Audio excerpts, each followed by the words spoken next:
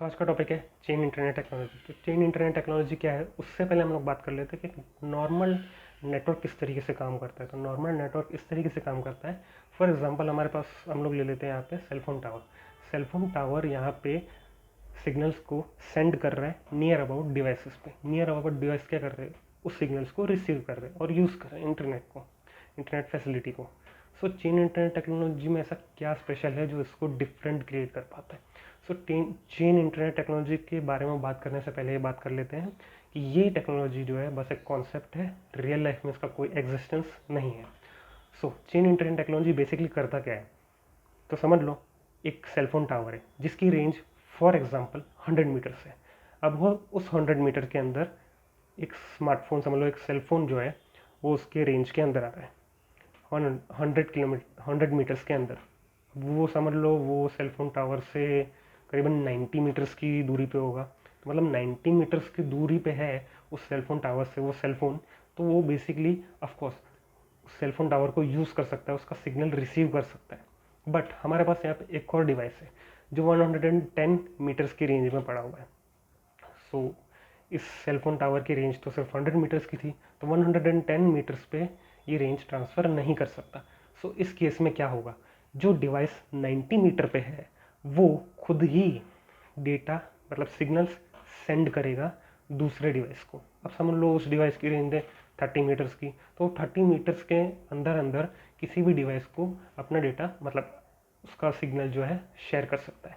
For example एक cellphone tower है, वो यहाँ पे सिग्नल शेयर कर रहा है और ये डिवाइस उसकी कवरेज के अंदर दूसरे डिवाइस को सिग्नल सेंड कर रहा है। अब ये डिवाइस किसी और डिवाइस को सेंड कर रहा है, तो ऐसे करते करते दूसरे डिवाइसेस तक भी हम लोग डेटा सेंड कर सकते, मतलब सिग्नल्स सेंड कर सकते हैं, जिससे हमारी नेटवर्क कवरेज बढ़ जाएगी और हर जगह जगह पे सेलफोन टावर्स लगाने की ज़रूरत कम पड़ेगी।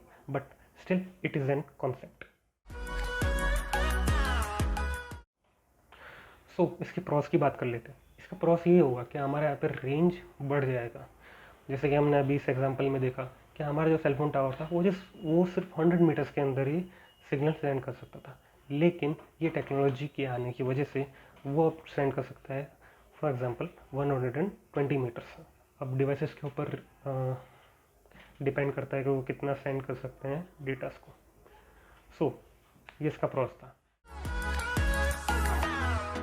अब बात कर लेते हैं इसके कॉन्स की कि इसके क्या क्या डिसएडवांटेजेस हैं।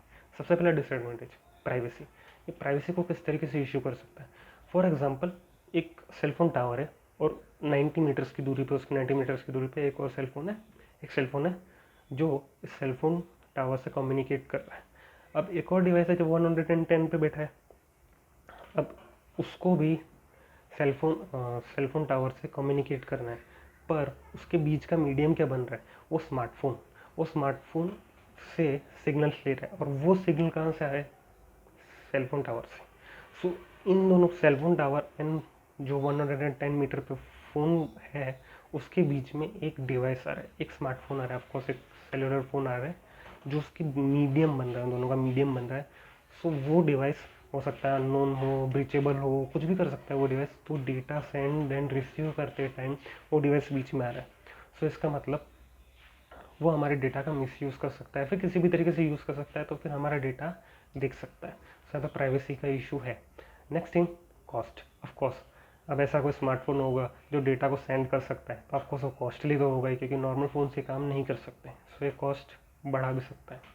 अगली चीज़ यहाँ पे बात कर लेते हैं, तो वो है कि ये हर जगह काम नहीं आ सकता। फॉर एग्जांपल ऐसी भी बहुत सारी जगह है जहाँ पर बहुत सारे स्मार्टफोन पॉसिबल नहीं है, या फिर ऐसे स्मार्टफोन पॉसिबल नहीं है, हर कोई अफोर्ड नहीं कर सकता। सो उस जगह पे भी ये लैग कर जाता है, तो वहाँ पे इसकी कोई यूजेज ही नहीं आएगा। सो यही था इसका पूरा डेमोस्ट्रेशन कि किस तरीके से ये टेक्नोलॉजी काम करती है, किस तरीके से टेक्नोलॉजी काम, इसके क्या क्या प्रॉज है, इसके क्या क्या कॉन्स हैं। सो बेसिकली ये कॉन्सेप्ट ही है, इससे ऊपर ये कुछ भी नहीं है, एग्जिस्टेंस इसका अभी तक कुछ भी नहीं है। तो बस ये कॉन्सेप्ट है और टेक फ्रिक्शन का फर्स्ट एपिसोड है ये। So thanks for watching this video. Good bye. Today's video fact, आज का फैक्ट, बैटरी को किस तरीके से मैनेज कर सकते हैं, उसकी हेल्थ को किस तरीके से मैनेज कर सकते हैं। सो जब हम लोग हमारे स्मार्टफोन को चार्ज कर रहे होते हैं तब 80% से ज़्यादा हमें हमारे स्मार्टफोन को चार्ज नहीं करना चाहिए। और जब हम लोग हमारा स्मार्टफोन यूज़ कर रहे होते हैं तब बैटरी ड्रेन होती है, तो उस टाइम पे हमें 30 से नीचे बैटरी को ड्रेन नहीं करना चाहिए।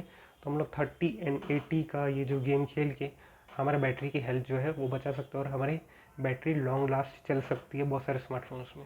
वरना आजकल के टाइम में तो 2 साल में ही बैटरी डेड हो जाती है, फिर उसके अंदर बहुत सारे प्रॉब्लम्स आने लग जाती है, फिर बैटरी की ड्रेनेज जो होती है वो बढ़ जाती है, ज़्यादा जल्दी जल्दी ड्रेन होना स्टार्ट कर जाती है।